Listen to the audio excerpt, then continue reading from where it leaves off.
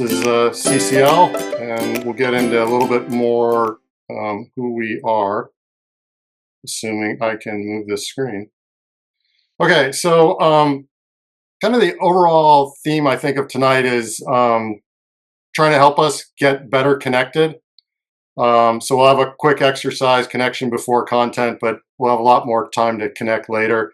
We'll go over a little bit about CCL, priorities, what have you. The main emphasis, though, is thanks to Doorae, Leah, and Tanya for being here to talk about legislation that are priorities of yours and your organizations. And there's a lot of overlap with CCL and carbon cashback. So look forward to discussing that. Okay, so in terms of connection before content, you can either shout it out, raise your hand, put it in the chat. But our question for tonight is, how can we work more effectively together to promote shared climate goals?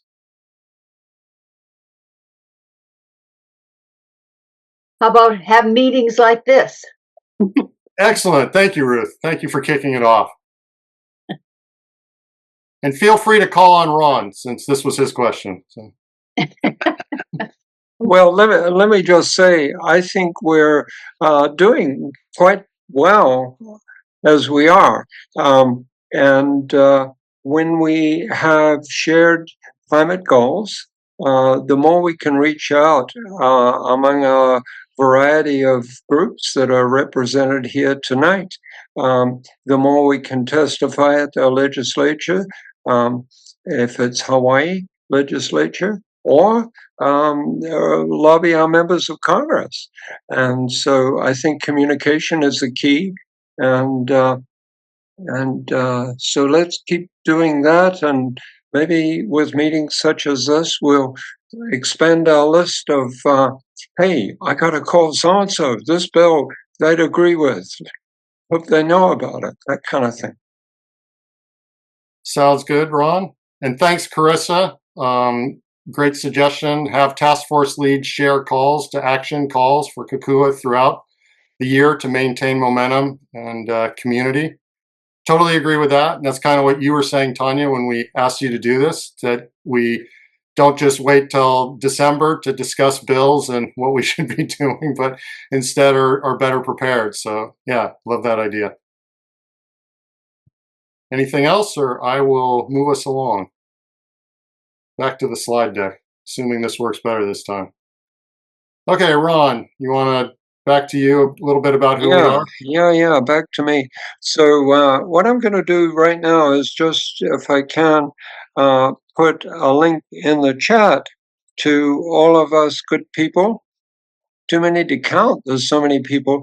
If you would like to record your attendance, if you're part of CCL's community, please just click on that link and it will automatically log your attendance along with everybody else. So let's see, what slide are we on right now, Paul? We're on who we are slide. So anyway, CCL Hawaii is a kind of an umbrella group that links the 4 island chapters of Kauai, Honolulu, Maui, and Hawaii Island. And they are all represented here this evening. We're a grassroots organization that supports volunteers to build relationships with their congressional representatives regarding effective emission reduction legislation. That's our top goal, is emission reductions. And we also support state level related climate bills. We have almost 250,000 supporters nationwide from every state in the U.S. and every congressional district. So that's a little brief overview, and hand off to Ruth, I think, for core values. Thank you, Ron. So these are our core values that are listed here in this slide. And I'd like to focus tonight on integrity. Our approach is thoughtful and thorough, we like to think. We are prepared.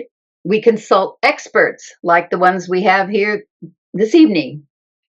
We use data, and we solicit feedback before forming opinions or making decisions. We follow up when we are asked. We keep on going even when it's hard, like now. People know that they can count on us to be consistent and to do what we say we will do. Thank you. Thanks, Ruth. Appreciate it. Keith? So our mission, embodies kind of what we're about. That is, Citizens Climate Lobby empowers everyday people to bridge divides and build political will for effective climate solutions in Congress. And even in the state, by the way. Thanks, Keith. Back to you, Ron. Yeah, okay, thank you.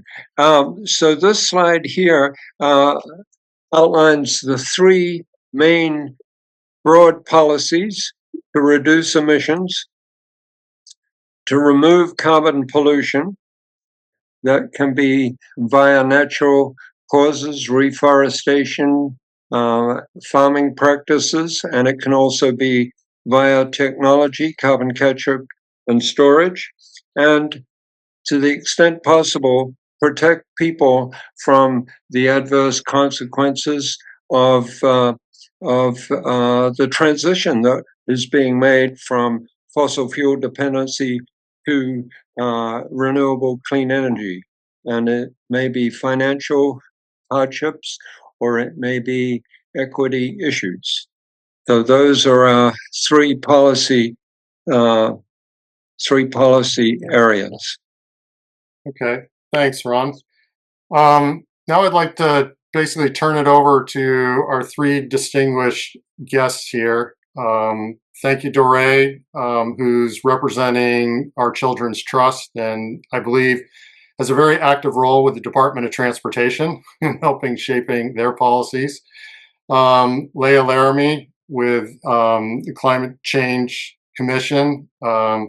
If you ever tune in to any of the EEP, EIG, or other hearings, you're almost guaranteed to see Leah there. So thank you, Leah, for speaking for, I think, everybody here and many others, and trying to, kind of back to the idea of protecting, making our state better. And Tanya from Chamber of Sustainable Commerce, thank you for providing an alternative commerce that is maybe a little bit different focus than the usual Chamber of Commerce. So anyways, appreciate your efforts.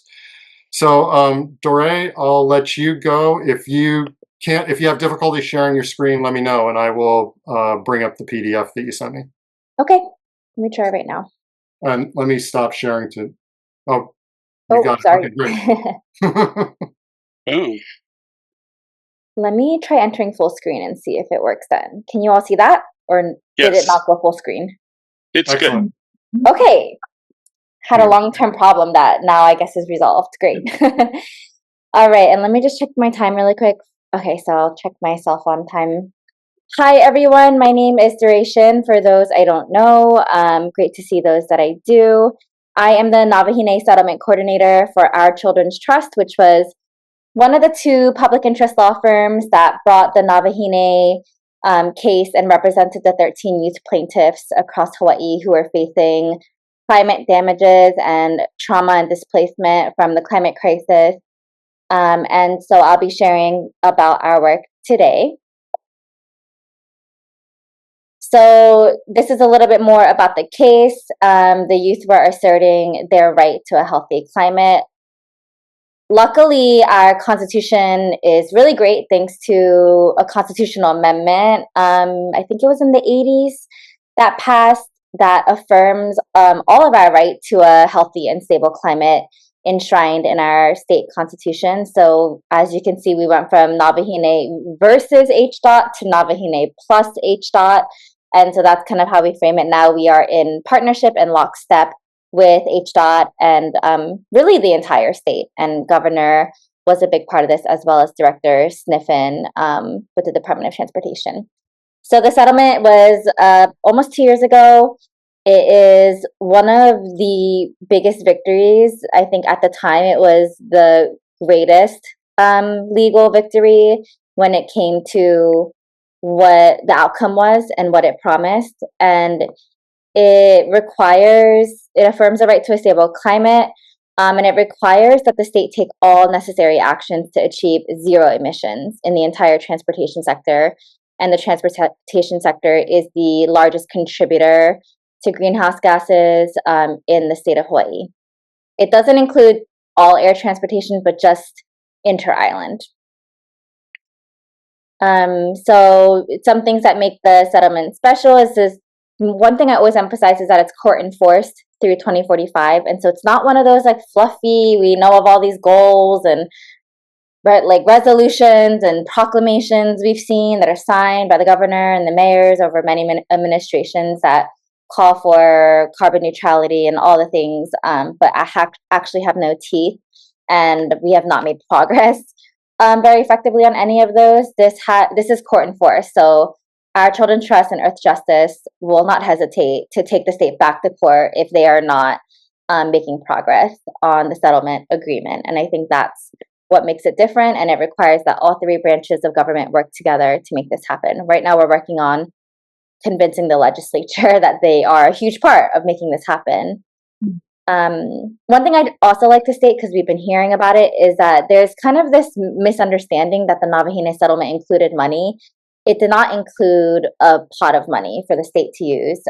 So the state has to step up and increase budget and investment to make Navahine settlement happen. There was no exchange of funds between the bodies that were involved with the settlement and the case. So I will go through our bills this is our first year advocating at the legislature. So we're very much kind of in pilot mode of just trying to champion a few bills and support others. And so these are the ones that we've championed for this session.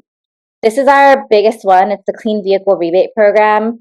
The Senate bill is dead, but it's HB 2030. We're working to get a hearing ASAP because the deadline is coming up. It's essentially a fee-based program, but we're calling it the Clean Vehicle Rebate Program. It's self-funding, completely revenue neutral. It essentially charges a modest fee on sales of new gas and diesel vehicles, between 1% to 4% of the final sales price. And all of that funding would fund significant electric vehicle rebates, which can be applied to both used and new car sales for electric vehicles. Plug-in hybrids are also included in the rebate, especially for those who don't have great charging infrastructure. The plug-in hybrids are still a great option that reduces emissions pretty significantly from internal combustion engine vehicles. So this is an affordability bill. It's actually titled like related to transportation affordability. It lowers the cost of EVs. So the upfront cost of EVs is a huge barrier for families, but in the lifetime of a vehicle ownership, you can save between 5 to 7K. Our like initial numbers show us that in Hawaii, you'll save about 5 to 7K over the ownership of the vehicle compared to an equivalent gas car. But you can't access those savings until you can afford to purchase the vehicle in the first place. And so we want to reduce that barrier, allow all residents to be able to access those savings, and also the other great benefits of driving electric cars. And yeah, so we're really excited about the design of this bill. We've broken down all the data for all cars. So the way that the funding works is great. And then the rebates would not apply to any luxury vehicles. And there's also income limits for folks who can get the rebate, and half the cars that are sold would be exempt from the fee. So it'd be really easy for you to avoid the fee if you get a car that's in the lower half of the cheapest, like the cheapest cars that you can purchase. So it's all like designed with affordability in mind. But the biggest thing is that it's revenue neutral. They have this program all across the European Union in about like 23 countries. And it's one of the most successful ways they've gotten electric vehicles to take over a huge chunk of the market. we only have 14% of our cars sold in Hawaii are battery electric vehicles. And that 14% of new cars sold being electric vehicles is a huge gap away from the 80% that the Department of Transportation says we need by 2030 to meet the requirements of the settlement.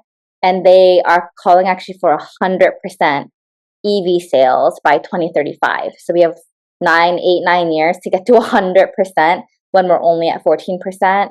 So we really need to put market pressures on so that people make the switch to electric vehicles maybe sooner than they would have and we're planning on doing. This is our next bill. It's a charging infrastructure bill. This addresses the other major barrier to electrification, which is a lack of, there's just a lot of charging deserts, especially on Hawaii Island, rural areas. Really, the only people who can charge their cars reliably are folks in single-family homes on Oahu, where the distances aren't too far. And so we want to make sure that our public charging infrastructure is super equitably designed, that there's an abundance of options, and that we close all the gaps with the charging deserts. This bill just had a hearing today. They did cut the revenue, but they are proposing transferring, there's $2.6 million of this funding that was originally set aside for hydrogen technology, and 0% of that money has been used for hydrogen technology because it really hasn't developed in the way some folks thought it would. And so the committees are proposing that $2.6 million goes to fund this effort, which is to increase EV charging infrastructure. So not a huge loss. It's still in play, and that is funding that we were hoping we could start using for these types of projects. So it's great that the committee saw that opportunity and they want to make those funds accessible since they haven't been touched at all and they're just sitting there. We worked with the youth on this Keiki Ride Free bill effort. These are both dead, but I just wanted to share that we are very supportive of making public transit free for youth and really for anyone, but the youth 0 to 18 would be a great start. I think Hawaii County already does this. Washington State already does this. We are huge supporters of multimodal transportation. It's a huge part of the settlement as well. And the youth are really excited about this. So they're going to continue to work on this in the future. But we want to see transit accessible and very cheap or free for everybody one day. Okay, that's us. I'll close out. I had 10 minutes, so I think I made time. Thank you. Thanks very much, Doorae. And yeah, why don't we just, there are a couple questions in the chat. First one from Joanne. How do you measure progress? When you mention progress in there, that may not be a very simple answer, but anyways. One thing that I'm tasked with is creating a settlement implementation tracker on a website that's public. So we'll have all the very detailed points within the settlement agreement and tracking progress on that. We're doing it just internally and seeing how HDOT is doing. They've been doing a good job at getting all those first steps completed. They have a new office with 4 to 6 full-time staff, etc. So it's kind of in progress, but we're in the first 2 years though, and we're always welcome to feedback on how we can do a better job at communicating and working with you all on everything related to the settlement. Okay. Thanks, Doorae. And then one other question. Do you have any projections for sales and greenhouse gas reductions from the rebate bill? I assume that's talking about the EV, 2030 there. Yeah, the sales, I think we have this amazing toolkit. I don't have it ready right now, but we've been showing it to all the chairs and legislators and agencies. It is amazing. It extrapolated all of the data of vehicle sales in Hawaii and broke down for the next 5 years, depending on how we set up the fee and the rebates, how many cars we would sell and how many would get the rebate. I don't have those numbers off the top of my head, but if anyone wants to nerd out on that toolkit, I can do a separate thing with you all, but the data peeps love it, and it's visually very beautiful too. But it's about 23 million per year, so it's $15 million, I think it was going to raise over 5 years, and the rebates would be about between $2,000 to $7,000 per car. Because the used cars would get less, so it would be like 2 to 3 for the used, and then 5 to 7K for the new cars. And so I don't have the exact numbers of vehicles, but the rebates will be significant. There are no EV incentives left at all for Hawaii, so this would be a huge replacement of that to get more folks excited about the financial incentives to buy an EV and access those savings. Great. Yeah, I mean, that kind of puts it back at the federal level for $7,000. So that's, wow, it's quite impressive. Ron, if you don't mind, and other questions, I'm going to hold off so we give our other speakers a chance and we can bring these up in the more general discussion. So, Leah, are you set? I don't know if you want to share your screen or how you want to go. And here we go. Okay. And there we go. I muted. Okay, sorry, folks. I don't have a nice presentation for you, but you can look at my beautiful spreadsheet. So I'm Leah Laramee. I'm the Hawaii State Climate Change Coordinator. For folks that are not familiar with the State Climate Change Commission, we're a multi-jurisdictional agency that includes both folks from the county, the state level, and the legislature to accelerate climate action. So we have a number of bills that we've been tracking. Some of them overlap with what Doorae said, and I'll just go over them quickly. And if folks have questions, please jump in and interrupt me if I'm going too fast or whatnot. So some of them are a little bit more, administrative, such as this bill, HB 1566, which requires state agencies to use energy efficient lighting. It's something that I think we're already supposed to do, but it's just kind of helping to accelerate those actions. Pretty straightforward there. There's a number of cesspool conversion bills. I think HB 1618 is one of the ones that I really support. I'm not submitting testimony on it because Division of Aquatic Resources ours, because I'm under Department of Land and Natural Resources. So we're kind of splitting the roles here, but this provides funding to the Hawaii Green Infrastructure Authority to be able to give out loans, low interest and loans to convert cesspools. This one's really important because the cost of conversion of cesspools is extremely high, and the impact of cesspools on our environment is also pretty significant, especially those closer to the ocean or any sources of water. We're seeing with sea level rise that cesspools are going to be more and more inundated, so this is kind of like a resiliency and health one. Did we talk about this one? This is HB 1619. Basically, what this does is it just makes it simpler for folks to install EV charging systems. So it's a little bit more of an admin one, but it just makes the permitting and the ability to install EV charging systems simpler, so that we can get, as Doorae mentioned, there's a lot of issues in getting charging stations installed, and that's a barrier to folks purchasing EVs. Here's another cesspool bill that requires, when you're disclosing that you have a cesspool purchase, we have a sea level rise disclosure bill, which we think has been really helpful in helping to educate people about sea level rise.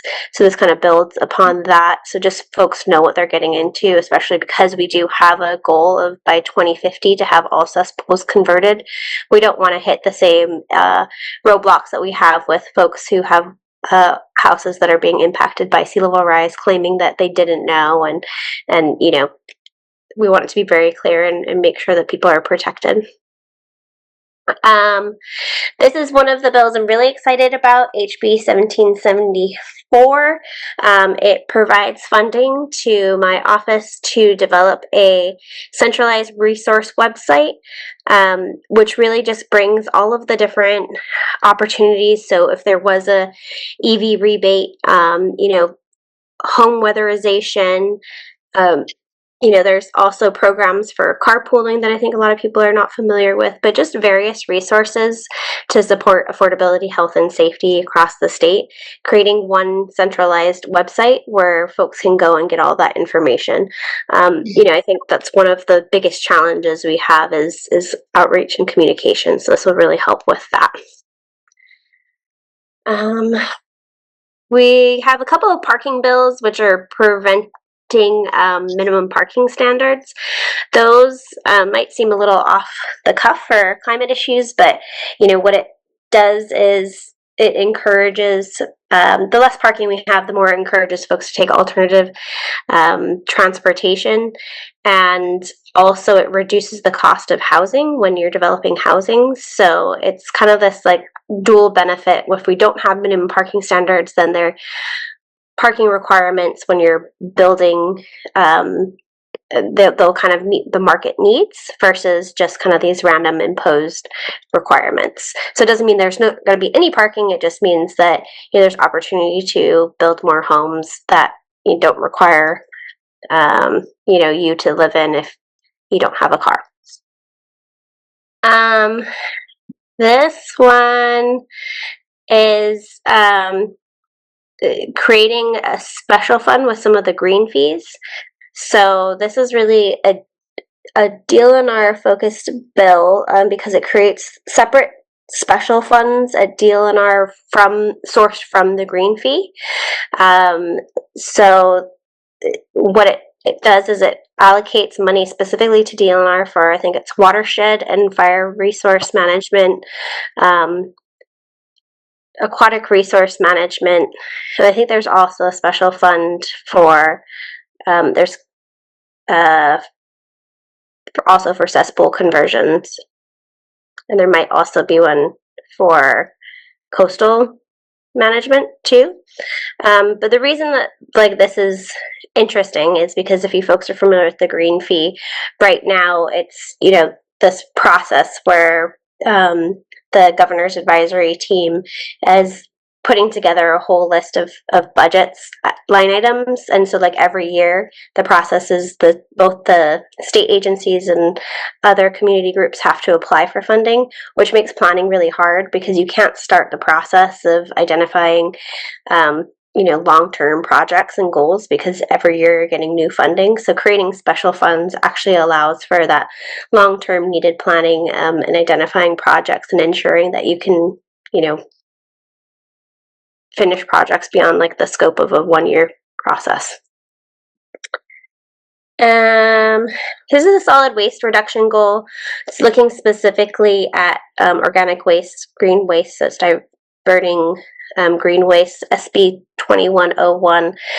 Some of the counties do have issue with this bill because the goals are pretty, it's 100% by 2030, I think it might be.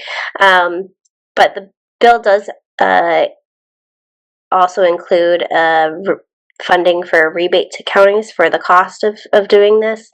I think we still support it because this within our statewide climate action pathways. We identified this as one of our priorities and one of the things that we have to do.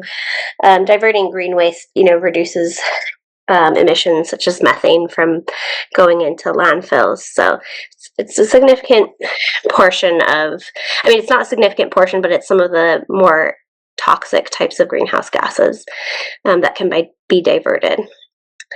So we're hoping to work with the counties to get their support on this bill too.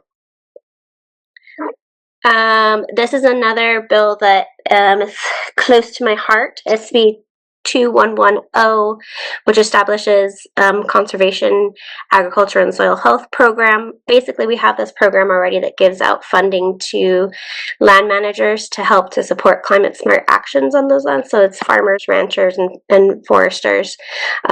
What we've learned from talking to all of those folks is one of the biggest barriers for them is that they have shorter leases than many of the federal programs allow for qualifying. So this kind of helps to support them to access funds that would otherwise be allocated from federal partners, and so they can do things like no-till agriculture. They can do cover crops. They can do windbreaks by planting trees. They can do other actions that would really benefit our soils and replenish them so that we can, have long-term food security, as well as, carbon sequestration and healthy soils, which also capture water better. So as we experience with these huge storms, the healthier the soils are, the more that they can manage with when we have those big heavy rains.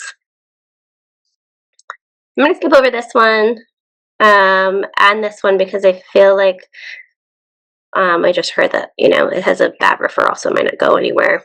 I think we talked about, this is just getting HB 1980 establishes state facilities to have EV chargers. Pretty straightforward. Balcony solar, there's a couple, I don't know why that's funky, but there's a couple bills, and I'm not sure if this is maybe the only one, but it basically, allows us to have balcony solar. There's, a lot of details that we can go into it. But really, this just opens the capacity for folks that don't live in single-family homes or don't have roofs that can take solar to be able to also access the cost-saving benefits of solar. There's a clean fuel standard. This one is an interesting one because there's definitely, some climate advocates that are against a clean fuel standard.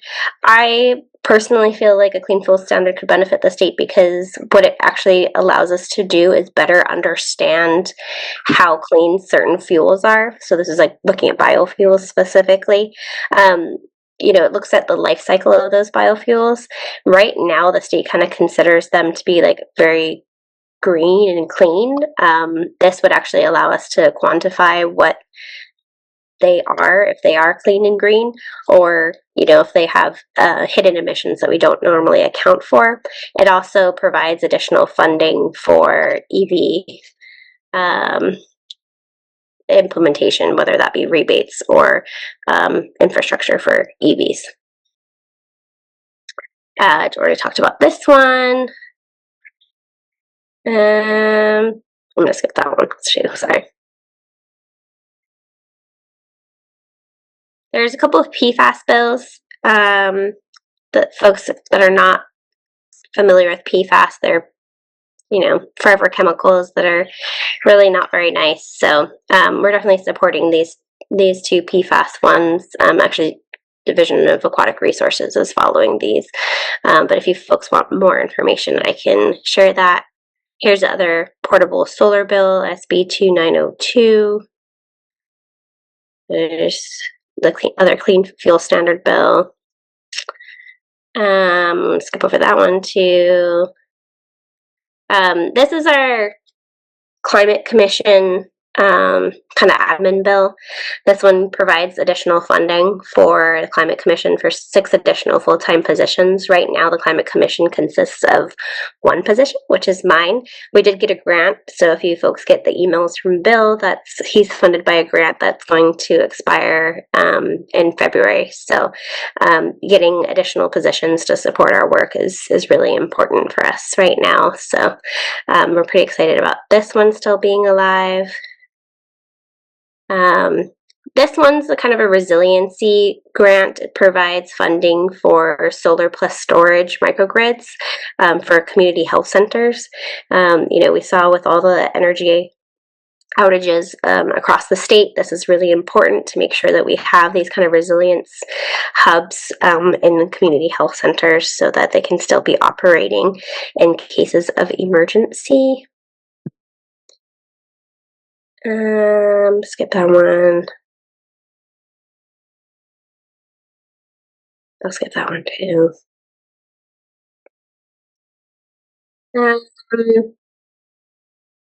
Yeah, so some of these I'm just monitoring. This is just my list of like things to like go off. And then these 2 other ones here are just additional parking requirement bills. So similar to what I had talked about the minimum standards. So that's my list. I know it was a lot and I went quickly, but happy to answer any questions, and yeah, go back to any of them if anyone has any clarifying or additional information requests. Thanks very much, Leah. Greatly appreciate it. Since kind of running fast here, I'm going to go to Tanya. And again, just if people have questions for Leah, you can put them in the chat. I would suggest that. And then we can also try and cover them towards the end with additional time. So, Tanya, did you want to share your screen or anything I can do to help? No, I'm not going to be high tech at all today. I thought I was going to be, but you want to look at us, or you want to just be spotlight?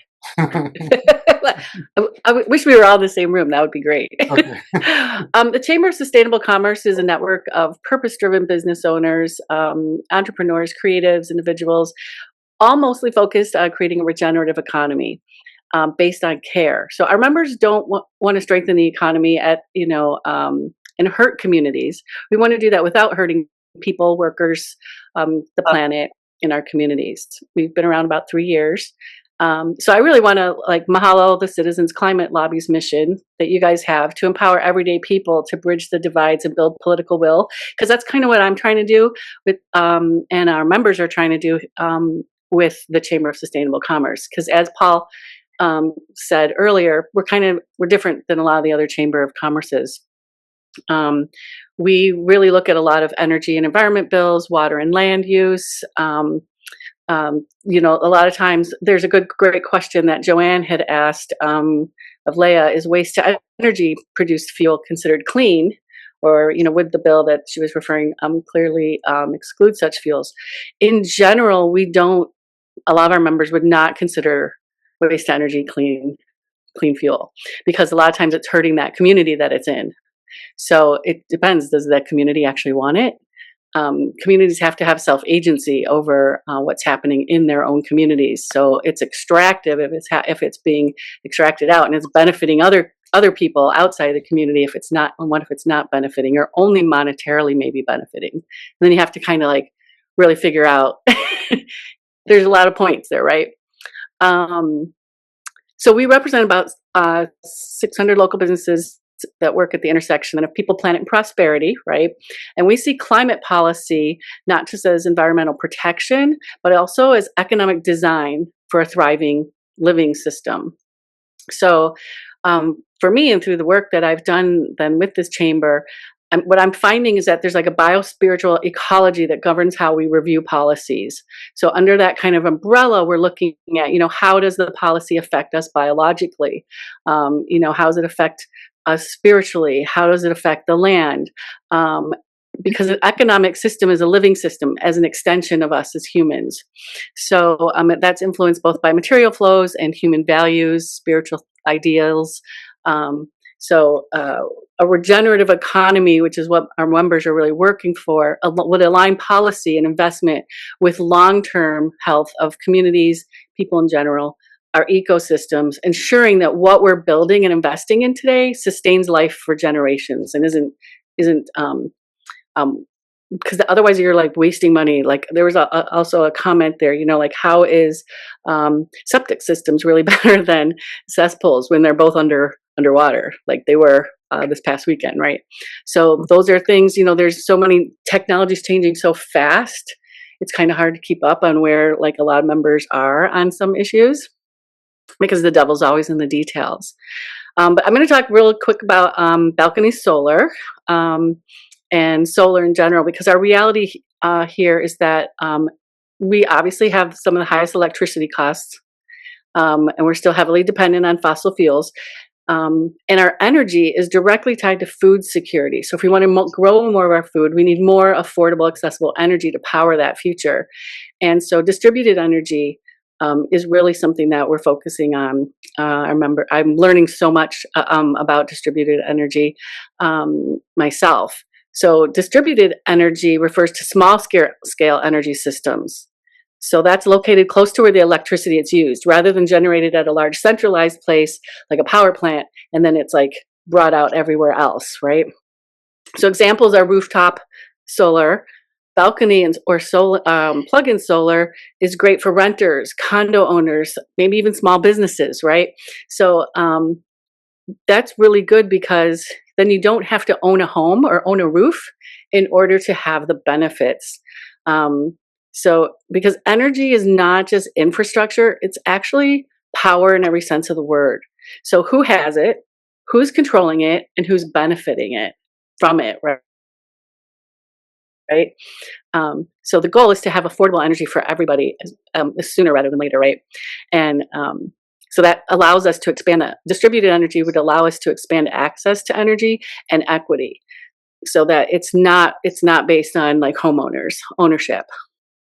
So I'm going to go through this kind of really quick. So you can ask me questions later. So let's see. I'm going to see what else I can skip her so I can make sure people can ask questions. Most importantly, so while balcony or plug-in solar reduces costs, it expands the access to cheaper energy and cleaner energy, because solar's not perfectly clean either. But most important, what balcony solar does is builds more resilience. Centralized systems are vulnerable to storms, wildfires, infrastructure failures of all kinds, which we've all seen just in this last week. Thousands of people are in, where I live are still out of power. Distributed systems, while they can also go down, they keep the power closer to home. Batteries can operate. And if I go down, maybe my neighbors don't go down. So there's a lot more resiliency just built into that kind of systems thinking with distributed energy. So when we see those kind of cracks in the centralized system, that distributed energy balances that out. And if you look at something like balcony solar from an even wider lens, what it does is it supports a regenerative economy. And a regenerative economy, simply put, is one that can heal. It's going to heal faster because it's behaving like a living system. But also, it turns energy, it turns people from passive consumers of energy into active participants in the energy grid. And so there's more self-agency in it. And so, that goes back to, I think one of your missions was like people power, right?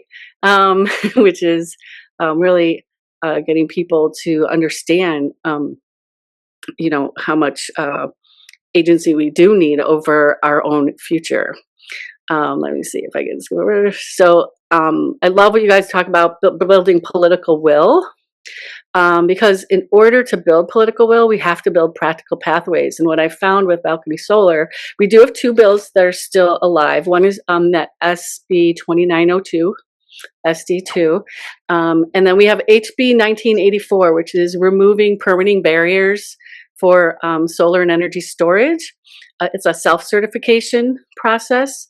And so that also streamlines like the solar and distributed energy permitting to expand that network. So those are, I believe, Paul, you can correct me if I'm wrong, because I also haven't followed up because those bills were heard yesterday, but they did both pass with amendments, I believe. Correct, Paul? Yes. I'm pretty sure. Yeah. It's hard to keep up with all of the bills here. So I think what's really important, what I've learned just in this session with the balcony solar, is the more people I talk to about it who start to understand it, once they realize that, oh, I can have access to something like that, yes, but we have to actually go fight for it now. So when you can find where people want to have self-agency in their life, and energy is really a big one, because if everything you do in your home requires energy, I'm trying to build a home that's off grid, and you still need energy. And when you realize how much energy you really want, and stuff that you're not willing to give up, it's kind of a big eye-opening thing. So the way the chamber looks at energy is and defining how these systems are, whether or not they're clean, or really we focus on people, we focus on the planet, and we focus on prosperity. Who is going to be prospering from that system, or from that bill, or from the, is it distributed as well? Does it benefit the community that it's being extracted from? So I don't know if anyone has any questions over that. I can also tell you, you can go to Chamber of sustainablecommerce.org/testimony and see all the bills. And I've posted our testimony on there for this session, and it's also up there for 2025, 2024, and I believe 2023. So you can see all the different bills. This year, we focused a lot on water and land. There's a lot of land use, water, Red Hill bills, things like that, and then small business bills that support small businesses and resilient economy and working families. And then energy and environment, and then supporting bills that want to raise tax revenues, not necessarily from people who live here, but people who may have a home here, or people who are making money here but not paying taxes to the state through certain investments and things like that. And so those are the things that are the top priorities of us on this session. Okay, I ran through that pretty quickly. Oh, thank you very much. So let me just quickly go to, I'm going to go back to sharing my screen and prove that we actually kind of belong here. So both you, Tanya, Leah, and Doorae mentioned a number of bills, and if you see here, you can see that Carbon Cashback and CCL are supporting, we have many priorities in common here, and certainly have, I think, the values and what have you in common with you folks, but have a number of the priorities. So the clean transportation, the two that you mentioned, Doorae, Carbon Cashback has been supporting those. Leah, the healthy soils, we've been supporting that, as well as the climate resources and the streamlining rooftop and the solar, Tanya, we've been supporting those. So look forward to continuing kind of this, being able to support each other, right? And kind of as Carissa laid out in the beginning, looking for after session maybe to look how we can, cooperate and better support ourselves in future legislative sessions.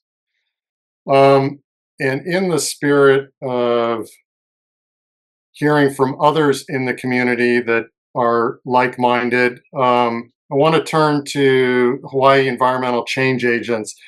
And sorry, Helen, I'm going to put you on the spot to call out the folks you see here from HECA that can just talk. Sorry, I'm going to make this quick. Only get a minute to talk about any priorities that you have. Looks like Carissa. I think I saw her earlier. I'm looking through here. Maybe she's. Hi, everyone. She's here. Yeah, Carissa's here. Hi, yeah, thanks to the previous speakers. I'll just provide a really quick update on the green fee. I know that Leah covered some green fee related bills that are a priority, but I think the main thing that this group needs to know is that the first year of projects are being selected within the state budget, which just passed crossover today. So I'm going to put the numbers in the chat. It's HB 1800. The project portfolios for the first year of green fee were recommended by the advisory council, which is a 10-person council of experts, as well as they were recommended and then changed a little bit and given to the legislature by the governor. And then all you need to know is that as of last week, the House passed out the green fee project portfolio largely intact.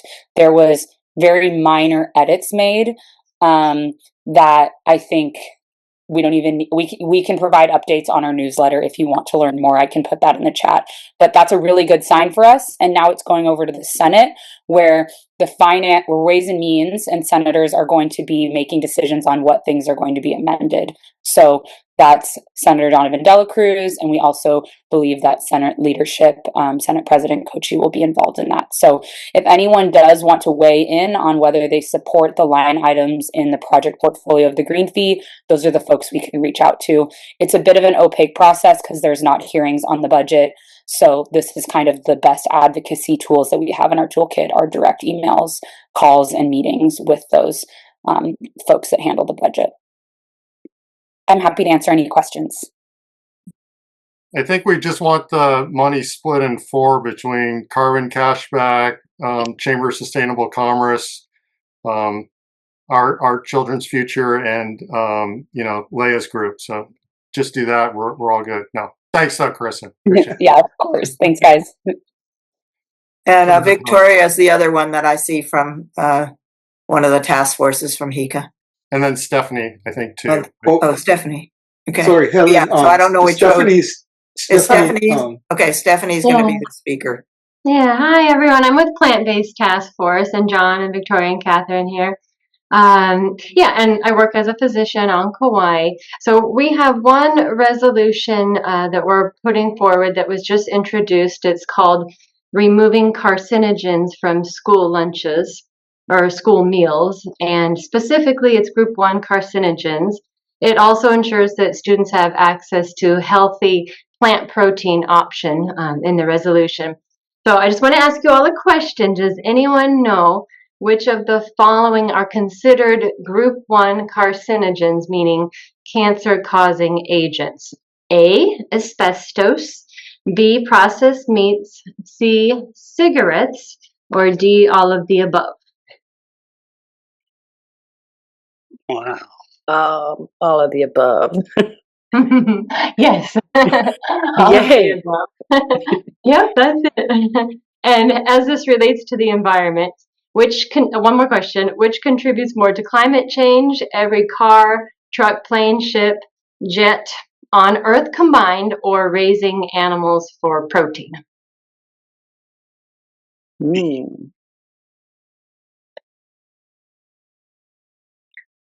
Probably B. Must be animals. Right. Yes, raising animals for protein. The animal ag emissions exceed the entire transportation sector. And John asked if I could provide a couple examples of what these emissions are. So you guys probably know. Methane released by dairy cows and beef cattle, and including the grass-fed, and nitrous oxide in the manure and the fertilized feed crops. Emissions also come from clearing the forest for grazing these cows and for growing the monocrop feed, the corn and the soy fields, because they're not clearing the Amazon for the soy milk or the oat milk. It's all going for the soybeans for the feed and the corn. The last example for emissions is the fishing industry that we don't often think about. The bottom trawling, it releases CO2 on the scale of worldwide aviation, actually, and is comparable to the world's car and trucks emissions. Bottom trawling, if you don't know, is dragging those huge nets across the seafloor, and that releases the carbon that's been stored there for centuries. So that's also a big source of emissions. Anyway, that's it. I want to keep it quick for you guys, and that's why this resolution is important, and trying to eat more plant proteins is important. Now, what's the number? What's the here's number? my low tech numbers. 8. Yeah. You're welcome to put them in the chat, Stephanie. You want to? Yeah, if I knew how to do that. Oh, okay. 140 SR and SCR. Okay. Thank you. You want me to read it? Is it easier if I read it? I got them. Thank you. I don't know if anyone else needs it to. Thank you. Okay, I can try to put it in the chat while someone else is talking here. I can do that. I can do that for you. Oh, okay. Thanks, Tanya. Appreciate it. So let me throw it back if people have any questions for Oh, sorry. Go ahead, Tanya. No. Oh, Victoria beat us to it. Oh, okay. Thanks, Victoria. If anybody has any questions for the three speakers, we can take a few minutes here. And if not, we can go back to CCL, a few other things we had to present here.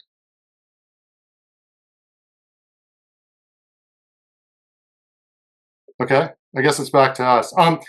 Carissa, since you're there, and I don't know if you and Stephanie may make sense to connect a bit when you're talking about the seabed.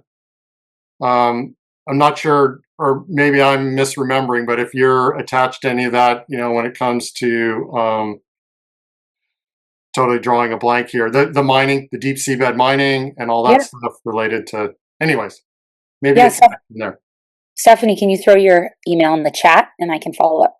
Okay, I'll check. Great. I'm going to get you to use that chat. Yes. Oh my goodness. Do I just type? Okay. Yeah. You see the chat button at the bottom. I'll do it for you, Stephanie, just in case. We'll both do it. No, we're gonna have to make her learn. No, anyway. I know, you're right. Okay, I'll go back to our They slides. do it?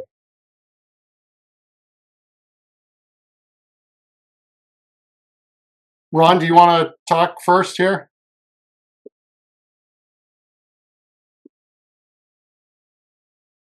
About upcoming events? Or am I not sharing my screen? Oh, you're sharing. Okay, good.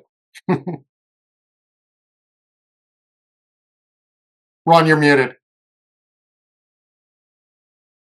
Thank you. If you're new to CCL, CCL has short live informational sessions every Wednesday, 3 p.m. Hawaii Standard Time, and there are recordings.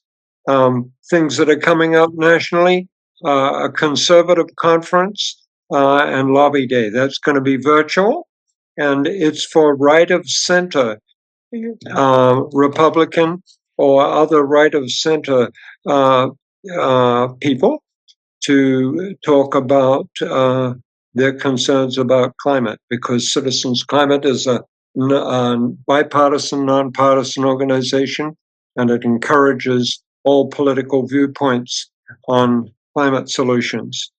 There is tabling coming up in Hilo, April 22nd, Earth Day, and also on Maui at the Montessori School.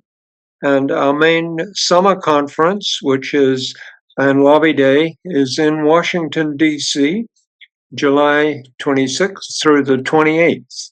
And if you would like to travel to D.C. and in person lobby our members of Congress, that's an opportunity that you're encouraged to take. And there's a virtual inclusion conference, which deals with people of different ethnic backgrounds, and that's September 18 through 19. If you're interested in that one, reach out to Karina, who's... Yeah, go ahead, Karina, please. You want to say anything, Karina? Yeah, let me just extend the invitation now. That conference is the only event from our organization that is designed by the Black, Indigenous, and people of color, and it's normally centered conversation regarding climate solutions from their perspective. So we would love to have anyone who's interested in connecting with us virtually in September. Thanks, Karina.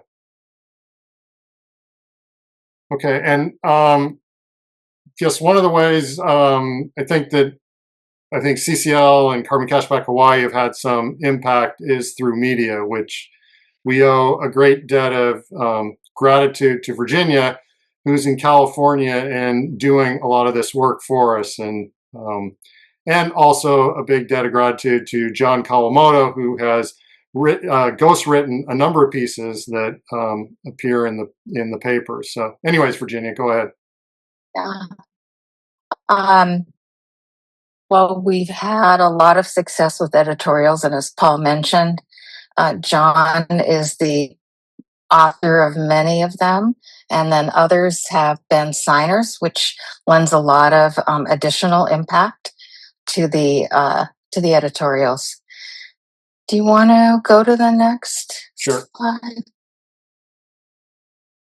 So, in the past month, we've had 4 editorials published on balcony solar, geothermal, HECA, and LNG.